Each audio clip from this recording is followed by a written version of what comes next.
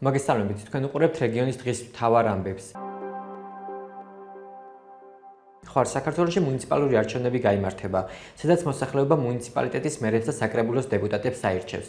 თუმცა პროცესი გასული მსგავსი არჩევნებისგან განსხვავებული იქნება, რადგან პროტესტს აცხადებენ და ბოიკოტის ნიშნად მონაწილეობას არ იღებენ ოპოზიციური პარტიების უმრავლესობა. რადგან მათივე თქმით არ აღიარებენ 2024 წლის საპარლამენტო არჩევნებს და არ ენდობიან არალეგიტიმური მთავრობის მიერ დანიშნულ არალეგიტიმურ საარჩევნო კომისიას. ცესკოს მონაცემებით არჩევნებში 12 პოლიტიკური პარტია იღებს მონაწილეობას, მათ შორის სამცხე-ჯავახეთის 6 მუნიციპალიტეტში მერობის კანდიდატი მხოლოდ ქართულ ოცნებას ჰყავს დასახელებული, ხოლო ლელო-ძილის საქართველოს კანდიდატი წარდგენილი მხოლოდ ბორჯომში ჰყავს. სხვა პარტიებს რეგიონის მუნიციპალიტეტებში კანდიდატები არ წარუდგენიათ. პროცესის პარალელურად ხვალ თბილისში 4 საათზე რუსთაველის გამზირზე საპროტესტო აქციაა დაანონსებული, რომელსაც სამცხე-ჯავახეთიანაც უერთდებიან. აქციის ორგანიზებაში ჩართულია მოძრაობა რუსთაველის გამზირი, რომლის შემადგენლობაში შედიან პოლიტიკოსები, აქტივისტები და საზოგადოების სხვა სფეროს წარმომადგენლები. დღეს მოძრაობის ერთ-ერთმა ლიდერმა პალატა ბურჭულაძემ საზოგადოებას აქციაზე მოსვლისკენ მოუწოდა და თქვა, რომ იღებენ პასუხისმგებლობას, რომ არც ერთი სახელმწიფო ინსტიტუციის ფუნქციონირება არ შეფერხდება. ჩვენ ვიკრიბებით რუსთაველზე, რათა ქართულმა ხალხმა დაიბრუნოს ივანიშვილის მიერ მიტაცებული ხელისუფლება. მოგიწოდებთ ყველას, ვისაც გსურთ ღირსეული და თავისუფალი საქართველო, მოდით ყველანი 4 ოქტომბერს 16 საათზე რუსთაველზე. არავინ იფიქროთ, რომ სხვისი მისვლა საკმარისია. გარდა ამისა, გვინდა გავაკეთოთ ერთი განცხადება. ხშირად გვეკითხებიან, რა მოხდება, როცა ივანიშვილის რეჟიმი დასრულდება. მინდა გითხრათ, რომ ვიღებთ პასუხისმგებლობას. არც ერთი სახელმწიფო ინსტიტუციის ფუნქციონირება არ შეფერხდება. თუ რომელიმე მინისტრი ან მაღალჩინოსანი გაიქცევა, ეს არ გამოიწვევს ფუნქციების კოლაფსს. უფრო მეტიც, ამის შედეგად კოლაფსი მცირე ხნითაც კი არ შეიქმნება.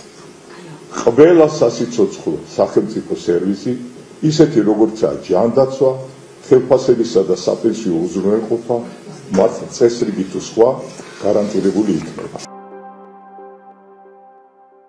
წლევანდელი არჩევნები განსხვავდება იმითაც, რომ წერს არჩევნებს 21 საინფორმაციო რეგიონული მაუწყებლიდან 17 ხვდება ისე, რომ ვეღარ აწარმოებს ყოველდღიურ ამბებს. ამის შესახებ ინფორმაციას რეგიონულ მაუწყებელთა ალიანსი ავრცელებს. ალიანსის დამფუძნებელი ნათია კუპრაშვილი ქართული ოცნების მიერ მიღებული არაერთი რეპრესიული კანონის გამო საქართველოში შექმნილ მედიაგარემოზე გვესაუბრება. პირველ რიგში ვიტყვი, რომ როცა ვამბობდით მაუწყებლებს, გულისხმობდით ტელემაუწყებლებს, თორემ რადიოებთან ერთად გაცილებით უფრო მაღალია სამწუხაროდ რიცხვი, უბრალოდ რადიოებმა კიდევ უფრო ადრე შეწყვიტეს ვიდრე ტელევიზიებმა. მარტო არჩევნების კონტექსტში არა, მაგრამ არჩევნების კონტექსტში ვიტყვი პირველ რიგში, რომ ეს აჩვენებს, რომ ჩვენ ვერაფრით ვერ ვისაუბრებთ საერთოდ რაიმე ტიპის ვერც არჩევნებზე და ვერც დემოკრატიაზე რეგიონებში, თუ კი ადგილზე აღარ არსებობს ადგილობრივი მედია და ადგილობრივი მედია შეიძლება ესე ოფიციალურად ეხლა რეესტრში არ წასულა და არ გაუქმებულა, მაგრამ ჩვენ ვხედავთ, ჯერ ზუსტად ვიცით, რომ 17 ტელევიზია ვეღარ აწარმოებს ახალ ამბებს. აჭარის ავტონომიური რესპუბლიკისთვის პირველი არჩევნებია, როცა ის ხდება TV25-ის მუშაობის გარეშე. ერთ-ერთი ძლიერი არხი იყო და ესეც აჩვენებს ამას. ასევე ბორჯომის მუნიციპალიტეტი პირველად ხდება არჩევნებს, როცა ბორჯომის ტელევიზია საერთოდ აღარ აქვს. ეს უკვე სრულად გათიშული არხია და ცხადია, მე არ მგონია, სულ მაინტერესებს რამდენი აკრედიტაცია შევიდა ცენტრალურ საარჩევნო კომისიაში. ალბათ ძალიან ცოტა, იმიტომ რომ ზოგადად ვხედავთ კრიზის მედიაში, ვხედავთ ონლაინ მედიების მაგალითზეც, იმიტომ რომ ისინი შეიძლება ოფიციალურად არ გაუქმებულან, მაგრამ ყოველდღიური განახლება ადგილობრივი კონტენტის ფაქტობრივად არ ხდება. შეიძლება ეს იყოს სწორედ, შეიძლება კი რა ეს იყო ალბათ მიზანი იმ პოლიტიკური გუნდის, რომელმაც შექმნა ბოლო კანონმდებლობები. მე ვერ ვიხსენებ არა მხოლოდ მედიის მიმართულებით, არამედ საერთოდ ამ ქვეყანაში ბოლო 2 წლის განმავლობაში მიღებულ კანონს, რომელიც არ იყო რეპრესიული.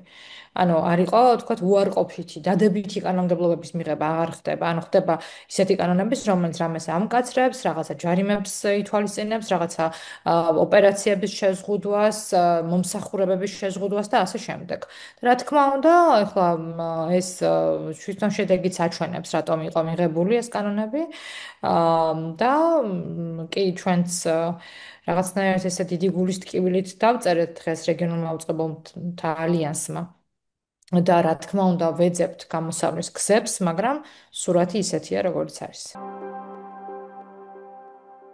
დღესვე ცენტრალური საარჩევნო კომისიის ხელმძღვანელმა გიორგი კალანდარიშვილმა ისაუბრა, რომ ხმის მთვრელ აპარატზე იქნება ქაღალდის საფარი, რათა მარკერის კვალის გაჟონვის შემთხვევაშიც არ იყოს სივრცე იდენტიფიცირებისთვის.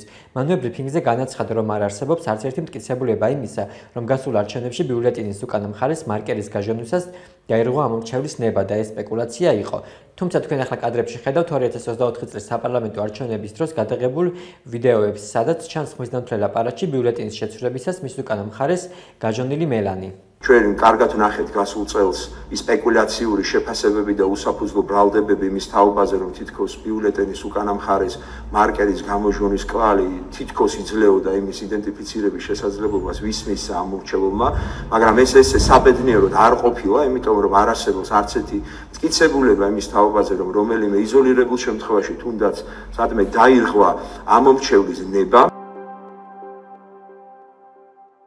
ეს იყო ჩემს მხართ არსებული დღევანდელი ბოლო ინფორმაცია. მეტია დეტალური ინფორმაციისთვის ეწვიეთ ჩვენს ვებ და Facebook გვერდს Talk to Regions. გმადლობთ რომ გვიყურებთ. დროებით.